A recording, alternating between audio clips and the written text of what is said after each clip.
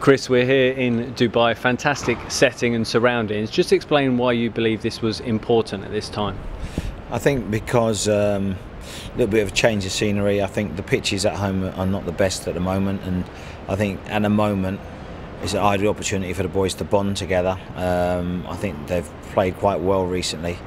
Unfortunate not to get that point at the weekend, but I think we can get some really focused work in at this stage and ask a lot of questions of each other about how we're going to go forward in the next few weeks to get ourselves up the table. How much encouragement have you taken from those three performances? No, they've been really, really good. I mean, the lads have left nothing out there, and you know, it always seems to happen when you're at the lower end of the table. You don't get that rub of the green, but we're hoping that we're not going to need that, and we can pull ourselves out of the situation we're in on our own merits. And it seems midfield has become a really troublesome area with injuries and suspensions. It's a difficult one for you. Yeah, I mean, unfortunately, centre mid especially has become a problem for us. But you know, you have a squad, and then you have to mix your squad and match your squad as best you can to get over the situation. And these facilities here certainly help get everyone together, don't they? And the downtime, I suppose, is beneficial as well. Yeah, I mean, the facilities are absolutely outstanding, and you know, the downtime we're using it positively. The boys are going into the gym with the trainers, the other trainers that are here, and they're making sure that we maximise the time so that they're fully fit for when they come back. And Arsenal is next up, and that's going to be a tough test certainly, but at Loftus Road, QPR have shown this season that we can compete against the best teams in the Premier League. Yeah, I mean, the fans have been absolutely fantastic, and you know, for us, that you know, that they're almost the extra man, so we're hoping that they back us again like they have done. You know, it was magnificent to see how many came to Hull. It was almost like a home game at times for us because of the way they backed us through the game. And I think that they saw that the boys left nothing out there for them, and if we continue to do that, I'm sure that they'll be pleased by the end of the season. 3 weeks in the role, how are you finding it? No, I'm enjoying it. I'm enjoying the role. I mean, you know, to be, you know, at what is said to be the best league in the world, coaching, you know, a club like QPR that have got fantastic history. You know, you can't ask for more, really. You just want to do so well for the owners, and so well for Les, so well for the fans. That's all you hope you can do. Are you pleased with the support you've been given from the players? The players have been brilliant. Everyone, the staff has been brilliant. The staff have been brilliant. Everybody around the club has been very, very supportive, and you know, I feel that we're all in it together. So you know, that's been very pleasing.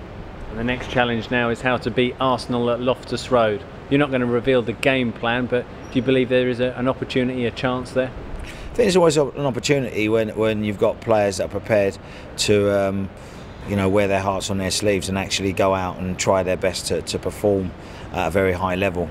You know, we know Arsenal's going to be a very hard game, and as are all the games in that league. So we're going to approach it, you know, as professionally as we have done the other games, and I think we should be all right.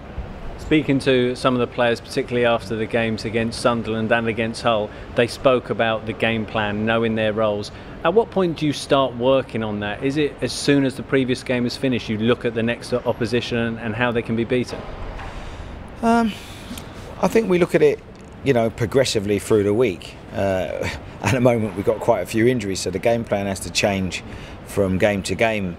We try to stick to our own way of doing things rather than worrying too much about the opposition, because you can't really worry too much about them because you never know what they're going to do and what their game plans are. I'm sure they look at DVDs of us, and they think, you know, where can they exploit us. So at the moment we have a few injuries, so what we're trying to do is see who fits in where, and probably closer to the game that we'll finalise what we're going to do during the game.